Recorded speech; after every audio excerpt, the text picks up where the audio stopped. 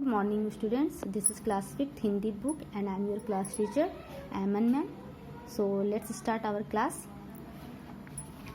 मैं अपनी पिछले क्लास में उठो धरा के अमर सपूतो कविता के 2 पंक्तियों के एक्सप्लेन की थी। ये कविता द्वारिका प्रसाद माहेश्वरी द्वारा लिखा गया है, जो शहीद हो चुके हैं, जो अमर सैनिक है।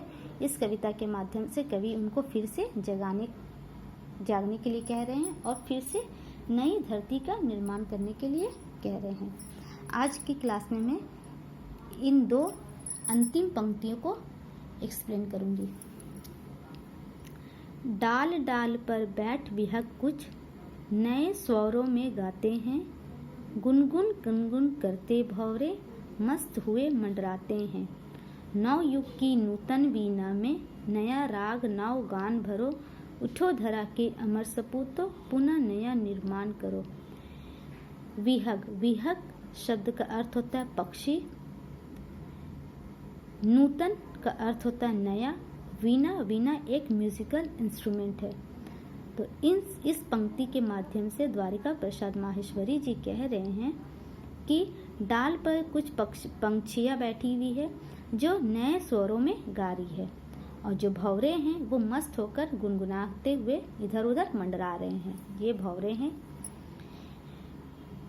कवि इस पंक्ति के माध्यम से कह रहे हैं कि तुम नए संसार का निर्माण करने के साथ में नई वीणा में नए सुर, नए राग और नए गान भरो।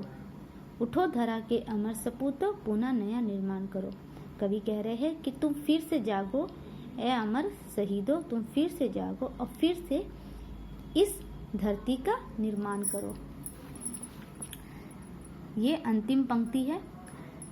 इस पंक्ति में कवि द्वारिका प्रसाद माहेश्वरी जी विद्यालय यानी कि स्कूल के बारे में बता रहे हैं। जैसे कि इस पिक्चर में आप देख रहे हैं, ये एक स्कूल है, यहाँ बच्चे पढ़ रहे हैं और ये एक टीचर है।